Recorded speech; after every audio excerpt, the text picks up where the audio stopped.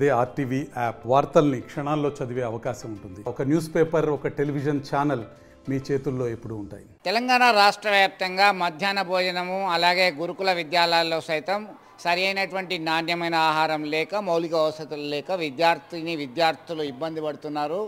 అయితే దీనిపైన తెలంగాణ హైకోర్టు సైతం జోక్యం చేసుకుంది. ఇటీవల కాలంలో అధికారులు, రాజకీయ నాయకులు ప్రత్యేక దృష్టి సారించారు. ప్రస్తుతం మనం కరీంనగర్లో ఉన్నటువంటి సప్తగిరి గవర్నమెంట్ హై స్కూల్లో ఉన్నాం. ఇక్కడ పరిస్థితి ఎట్లా ఉందో చూద్దాం. ఒక్కసారి దీన్ని పరిశీలిస్తే ఇది డైనింగ్ హాల్ అయితే బాగానే ఉంది. ఒక ఫ్లెక్సీ ఏర్పాటు చేశారు. కరీంనగర్ జిల్లా విద్యాశాఖకు సంబంధించి, మన ఎల్గందల ఫోర్టుకు సంబంధించి అది ఒకటి చూస్తున్నాము. డైనింగ్ టేబుల్ బాగానే ఉంది, వంటశాల ఉంది, ఓకే, మౌలిక సదుపాయాలు కనబడుతున్నాయి బాగానే. హెడ్ మాస్టర్ ఉన్నారు, ఒకసారి వాళ్ళతో మాట్లాడదాం, తర్వాత మాట్లాడదాం. పిల్లలు ఉన్నారు. ఎట్లా ఉన్నది భోజనం, ఎట్లా ఉంటున్నది? మంచిగా ఉంటుందా? టైంకి భోజనం వస్తుందా? ఏమైనా ఇబ్బంది ఉందమ్మా? సార్ అట్లా ఏం లేదు, కానీ టైంకి భోజనం. పేరు చెప్పి స్కూల్ క్లాస్ చెప్పి. నా పేరు సోహామద్ని, నేను 10వ తరగతి చదువుతున్నాను. సార్ డైలీ అన్నం మంచిగా వండుతారు, బాగానే వండుతారు, ఎగ్స్ కూడా ఇస్తారు. ఈ మధ్యలో ఎగ్స్ కూడా ఇస్తారు, కానీ ఒక్కొక్కసారి అన్నం సరిపోవట్లేం లేదు. కూర కొంచెం నీళ్ళు వస్తున్నాయి అంతే. మొత్తం పర్ఫెక్ట్ అని చేస్తారు. మొత్తం అన్నం కూడా మంచిగా వండుతారు, కూర కూడా మంచిగా వండుతారు సార్. అంతే. మీ దగ్గర మీరు ఎట్లా అబ్జర్వ్ చేసిండ్రు? నీ పేరేంటమ్మా, ఏ క్లాస్ చదువుతున్నా? సార్ నా పేరు సభా, నేను 10th క్లాస్ ఇంగ్లీష్ మీడియం చదువుతున్నా.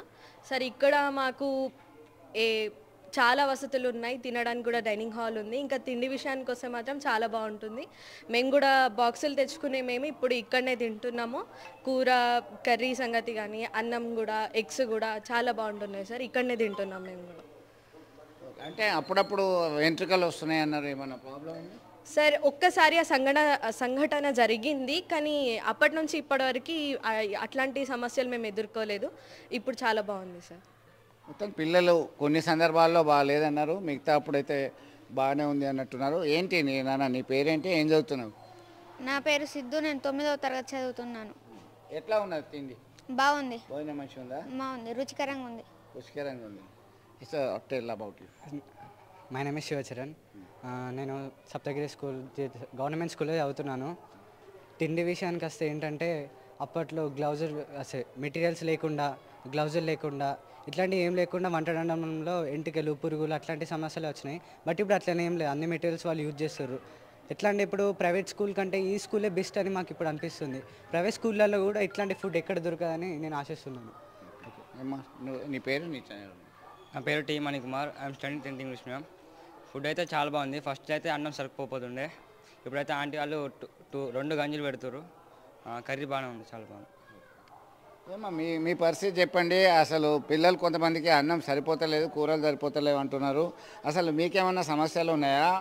స్టవ్ ఉన్నదా? బియ్యం సరిపోయే విధంగా ఉందా? కొత్త బియ్యమా, పాత బియ్యం ఏంటి చెప్పు? ఉన్నది కొత్త బియ్యమే. మరి కొత్త బియ్యం సరిగా ముద్ద అవుతుంది, అన్నం కొంచెం మంచిగా ఉన్నప్పుడు మంచిగా ఉంటుంది అంతే. అప్పుడప్పుడు ముద్ద అవుతున్నది పైన, తర్వాత మధ్యలో కింద మాడిపోతున్నది, మధ్యలో కొంచెం మాడేది కానీ ముద్ద అవుతుంది. మరి చెప్పినరా మీకు? తనిఖీకి వచ్చిన అధికారులకు చెప్పిన మంచిగానే అవుతుంది అన్నం ఇప్పుడు. ఓకే అమ్మా, నీకేమన్నా సమస్య ఉందా? ఇప్పుడు గ్యాస్ స్టవ్ ఉన్నదా, సిలిండర్ ఉన్నదా? సిలిండర్, కట్టెల పొయ్యి ఉన్నది. కట్టెల పొయ్యితో ఏమైనా సమస్య ఉందా? ఏం లేదు. అంటే పొగ వస్తుంది అది అన్నారు కదా మొన్న అక్కడికి వచ్చి, కలెక్టరేట్ దగ్గరికి వచ్చి. ఇక పచ్చి కట్టెలు అయితే పొగ వస్తుంది సార్, ఎండిన కట్టెలు అయితే భయం లేదు. ఓకే, మా కట్టి ఇంకోగా ఉంటుంది, ముగ్గురు ఉంటుంది, ఇంకోగా ఉన్నది, మేము ముగ్గురం. మరి రెగ్యులర్గా మీకు వంట చేసినందుకు వస్తున్నాయా? కోడిగుడ్డుకి మీకు 5 రూపాయలు వస్తుంది, కోడిగుడ్డు ఏమో 7 రూపాయలు పట్టుకుంటారు కదా, సరిపోతుందా? మరి ఎట్లా? సరిపోతున్నాయని తీసేస్తా అన్నది, చెయ్య అన్నది, మళ్ళీ పెట్టింది. వివో వచ్చి చెప్పింది, వివో గారు. ఓకే, సరిపోతలేదు అంటాను. హెడ్ మాస్టర్ గారు ఎస్, వాళ్ళు ప్రభుత్వము కేవలం 5 రూపాయలు మాత్రమే ఎగ్గు మీద ఇస్తున్నారు. వీళ్ళకి అయ్యేది మాత్రం 7 రూపాయలు చెల్లించాల్సి వస్తుంది. ఒక 2 నుంచి 2 రూపాయల 50 పైసల వరకు అదనంగా ఒక ఎగ్గు మీద చెల్లించాల్సి వస్తుంది. అంటే వీక్లీ ట్వైస్ 2 సార్లు చెల్లిస్తున్నారు. ఒక 300 మంది అప్రాక్సిమేట్లీ ఈ స్కూల్లో స్ట్రెంత్ ఉన్నారు. అంటే 600 ఎగ్స్ తేవాలంటే 6 నెలల 1200, ఒక్కసారి 2 టైమ్స్ చేస్తే 1200, వారంలో 1200 లాస్ కావాల్సి వస్తుంది. అందుకే వాళ్ళు ఈ మధ్యకాలంలో ఆందోళన చేస్తున్నారు. మధ్యాహ్న భోజన కార్మికులందరూ కూడా వాళ్ళ మౌలిక సదుపాయాలు కల్పించాలంటున్నారు. కట్టెల పొయ్యికి బదులు గ్యాస్ సిలిండర్ సరఫరా చేయాలని వేడుకుంటున్నారు. అయితే ప్రధాన ఉపాధ్యాయులు ఉన్నారు.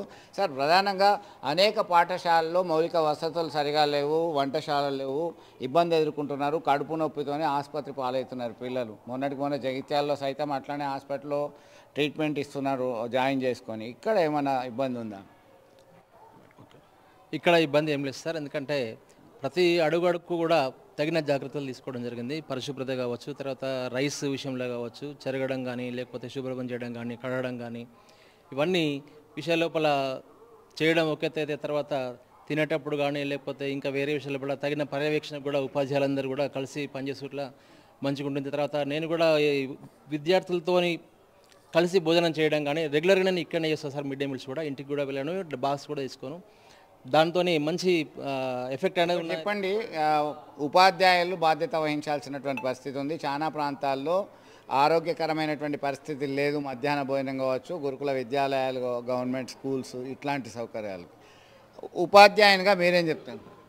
వాస్తవానికి ఇది మాకు అదనపు బర్డెన్. ఇది ఇవాళ మేము విద్యార్థులతో టీచింగ్లో ఉండాల్సినటువంటి మేము ఈ అదనపు పనుల వల్ల పిల్లవాడికి పరిశుభ్రత విషయంలో కానీ, భోజనాల విషయంలో కానీ, హైజీనిక్ పాటించాల్సినటువంటి విషయంలో కానీ, ఫుడ్ టేస్ట్ విషయంలో కానీ ప్రతిదీ చూసుకునేటువంటి అదనపు బర్డెన్ మా మీద పడడం, మానసికంగా కుంగుబాటుకు లోనవడం అనేది ఈ సందర్భంగా జరుగుతూ ఉన్నది.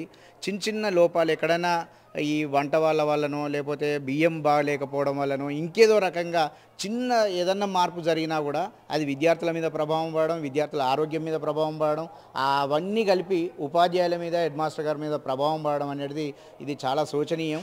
అసలు దీని అంతటికంటే కూడా మమ్మల్ని కేవలం టీచింగ్ కోసమే మాత్రమే కేటాయించి, మమ్మల్ని టీచింగ్ మాత్రమే పరిమితం చేసి సెంట్రలైజ్డ్ వంట సిస్టమ్ పెట్టి ఒకే కేంద్రం వద్ద వంట చేసుకొని దాన్ని హైజీనిక్గా పూర్తిగా చేసేసి ఏ పాఠశాలలో ఎంతమంది భోజనం చేస్తున్నారో ఆల్రెడీ పొద్దున విద్యార్థులు రాగానే 10 గంటలకే మనం రిపోర్ట్ తీసుకుంటాం కాబట్టి ఆ రిపోర్ట్ ప్రకారం మధ్యాహ్న భోజనాన్ని సప్లై చేసినట్టయితే, సెంట్రలైజ్ సిస్టమ్ ద్వారా సప్లై చేసినట్టయితే ఇది అందరికీ బాగుంటుంది.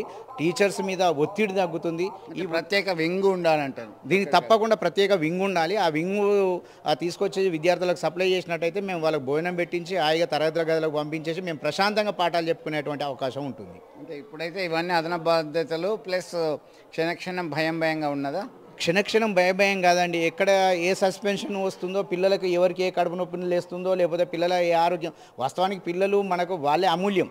వాళ్ళకి చిన్న అనారోగ్యం వచ్చినా కూడా మాకే బాధ్యత. కానీ ఈ అనవసరమైనటువంటి ఎక్కడ ఈ ఇంత పెద్ద వ్యవస్థలో ఏ చిన్న లోపం ఎవరి ద్వారా జరిగినా, వంట వాళ్ళ ద్వారా జరిగినా, బియ్యం ద్వారా జరిగినా, ఈ కూరగాయల ద్వారా జరిగినా, వంట నూనె ద్వారా జరిగినా, ఏ రకంగా జరిగినా కూడా దానికి బాధ్యత వహించాల్సింది ఉపాధ్యాయులు అని చెప్పడం అనేది చాలా బాధాకరం.